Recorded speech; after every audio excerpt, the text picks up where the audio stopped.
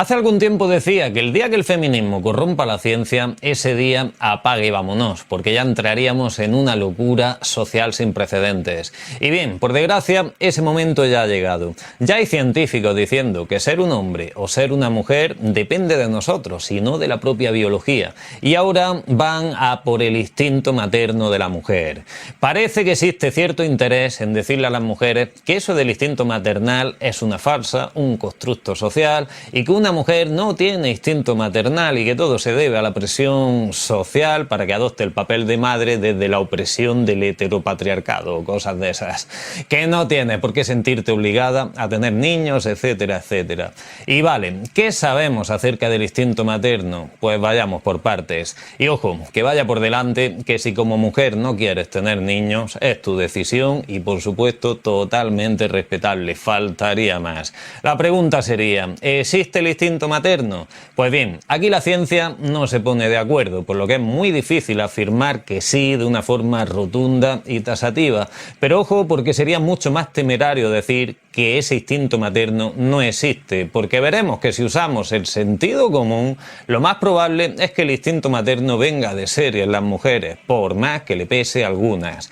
Pero ojo, que también existe una gran diferencia entre parir y ser madre. Primero vayamos a los hechos comprobables e irrefutables desde la biología, es decir, que no da lugar a debate. Desde que una mujer nace, cada célula de su cuerpo va preparando a esa mujer para que sea madre, como ocurre en todas y en cada una de las hembras de cualquier otra especie.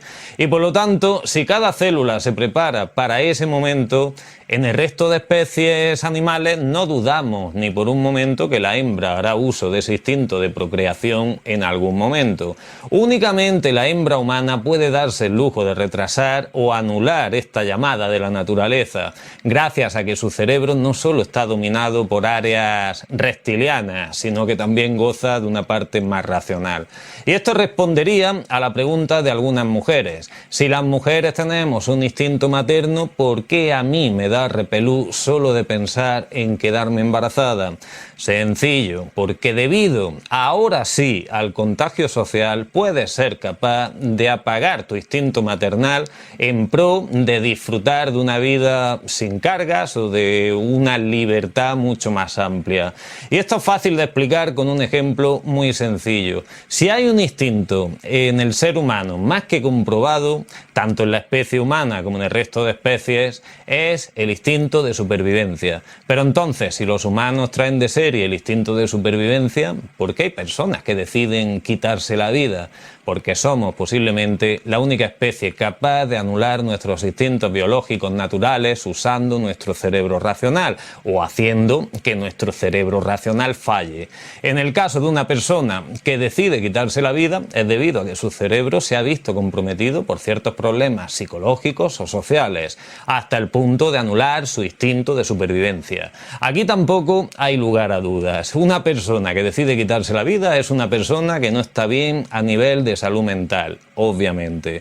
Y en el caso de una persona que ha decidido que no quiere tener hijos, cuando cada célula de su cuerpo le dice que está preparada para crear vida, está claro que el cerebro de esa persona también ha sido comprometido por algunas causas sociales y a veces causas psicológicas, pero no le damos tanta importancia porque no corre peligro la vida de nadie. Y como decía, esta es la parte biológica irrefutable. Ningún científico o biólogo, por muy feminista que sea, puede poner esto en duda. Y más partiendo de la base de que la muerte es algo que en biología no se contempla así como así, porque nuestro instinto de supervivencia quiere que traspasemos nuestros genes a una nueva persona, lo cual sería una forma en que una parte de nosotros siga viva a lo largo de los tiempos. Aunque nosotros ya no estemos aquí, tus genes sí que seguirán viviendo dentro de tus hijos.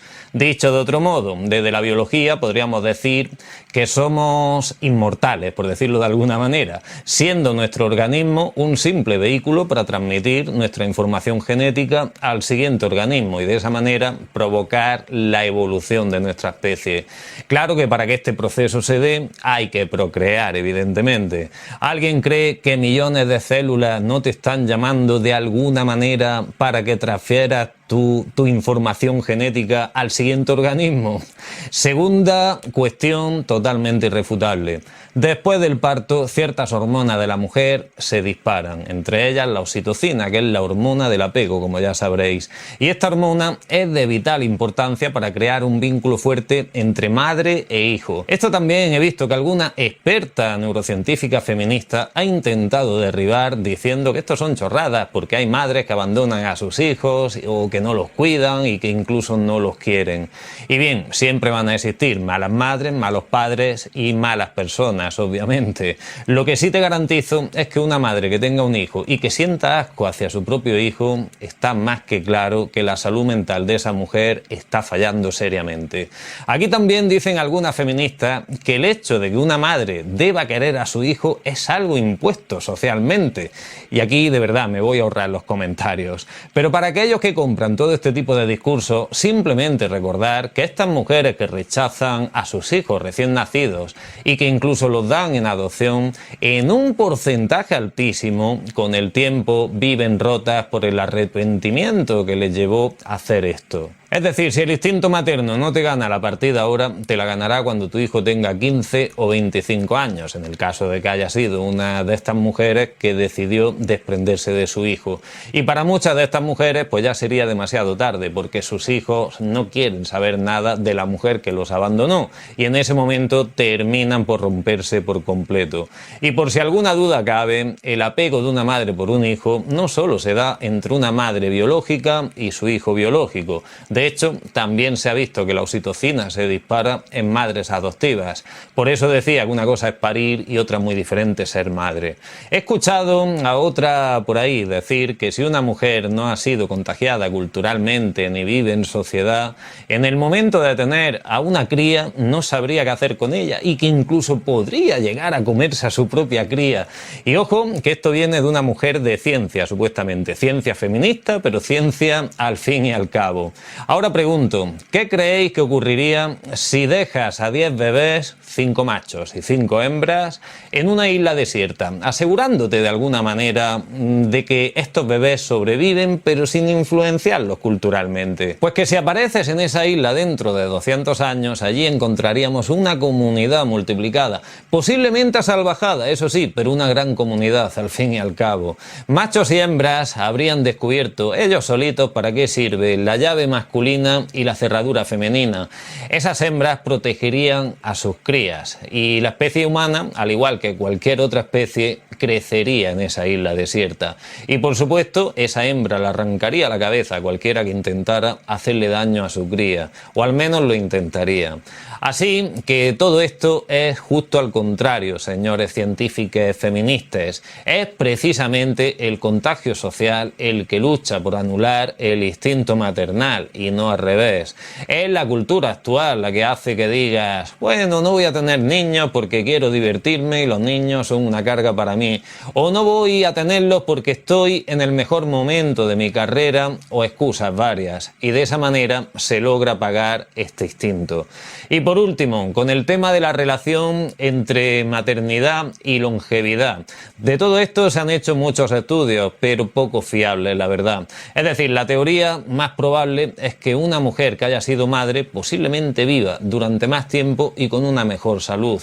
Ahora bien, ¿qué pasa con algunos de estos estudios que se han hecho? Pues que no han tenido en cuenta ciertos factores, como por ejemplo meter en el mismo estudio a mujeres sin niños pero de un alto poder adquisitivo, junto con mujeres con niños pero trabajando 12 horas diarias para poder mantenerlos. Evidentemente la mujer de clase social alta por estadística va a vivir más, con o sin niños. Pero si este tipo de estudios se hicieran con mujeres de un mismo perfil socioeconómico y un mismo número de hijos, en comparación con mujeres que no han tenido hijos, las que no los han tenido tendrían una esperanza de vida menor y mayores problemas de salud física y psicológica.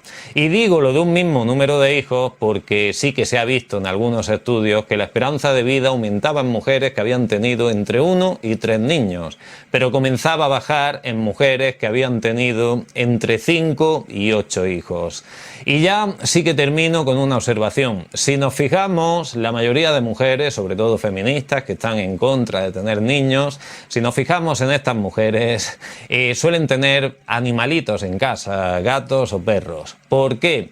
Pues teniendo en cuenta que tener una mascota también hace que segreguemos oxitocina, la hormona del apego presente en los vínculos emocionales y más presente aún entre madres e hijos, podría ser una manera de rellenar ese vacío por un instinto no cubierto. Pues esto no lo sé, por lo que simplemente lo pregunto. Pero está más que claro que una sociedad que rechaza la idea de tener hijos, pero que adopta mascotas, es porque algo no debe ir demasiado bien. Así que simplemente pensad en esto. Un abrazo.